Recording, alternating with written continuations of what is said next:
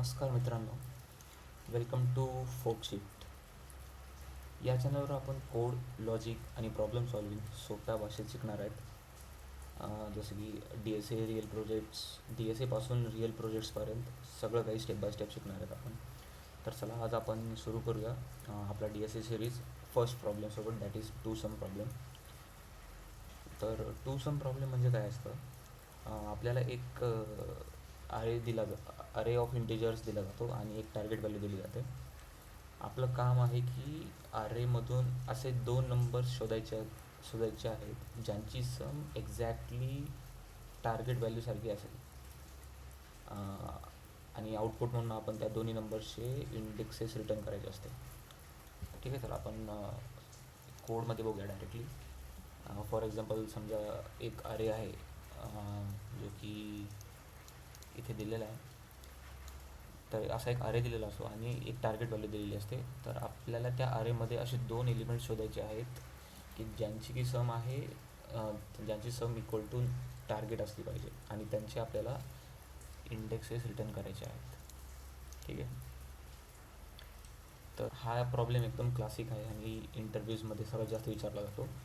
आणि आज आपण पहिले त्याचे दोन मेथड्स आहेत सॉल्व करण्याचे. एक आहे ब्रूट फोर्स मेथड आणि एक ऑप्टिमल मेथड आहे जो की आपण हॅश मॅप यूज करून सॉल्व करू शकतो. तर आपण आज ब्रूट फोर्स अप्रोच यूज करून या प्रॉब्लेमचं सोल्युशन बघूया. चला बघूया आपण. ठीक आहे, तर आपण ब्रूट फोर्समध्ये आपण काय करतो, डायरेक्टली आपण त्याच्यावरती इटरेशन सॉल्व करतो. जसं की for int I equal to 0, I is less than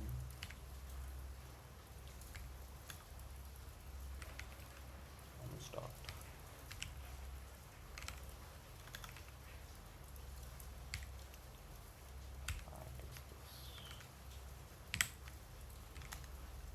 एक आपण दोन इटरेशन्स वापरणार आहे याच्यामध्ये, जसे की ए आणि int j equal to 0,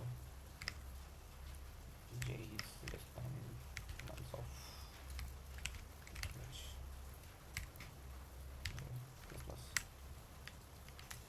यामध्ये आपण सपोज जेव्हा आय आणि जे जेव्हा सेम असतात, म्हणजे त्या टाईमला तर आपल्याला ते चेक नाही करायचे, कारण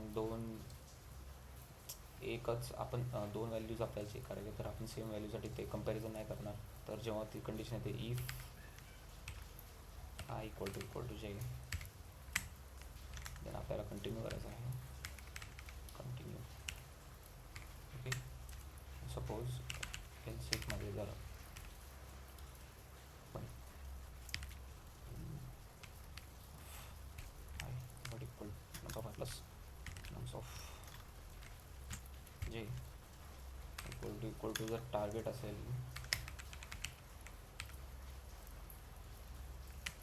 देन आपल्याला इथे जेव्हा हे दोन numbers equal to the target असतील तेव्हा आपल्याला याची इंडेक्स रिटर्न करायचं आहे. तर आपण हे असं रिटर्न करू शकतो, रिटर्न न्यू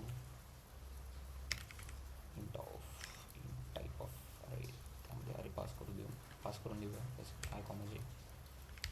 ओके, आणि इथून खाली घेऊन आपल्याला ही पण केस हँडल करावं लागेल, जी की असेल जेव्हा यामध्ये आपल्याला कुठलं सोल्युशन नाही भेटलं.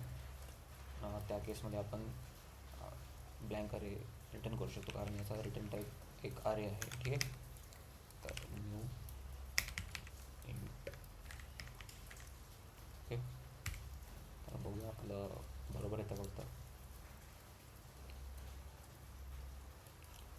तर या प्रकारे आपण ही ब्रूट फोर्स मेथडने टू सम प्रॉब्लेम सॉल्व केलेली आहे. तर भेटूया नेक्स्ट व्हिडिओमध्ये, ज्यामध्ये की आपण हेच प्रॉब्लेम आपण ऑप्टिमल सोल्युशन यूज करून सॉल्व करूया. ठीक आहे.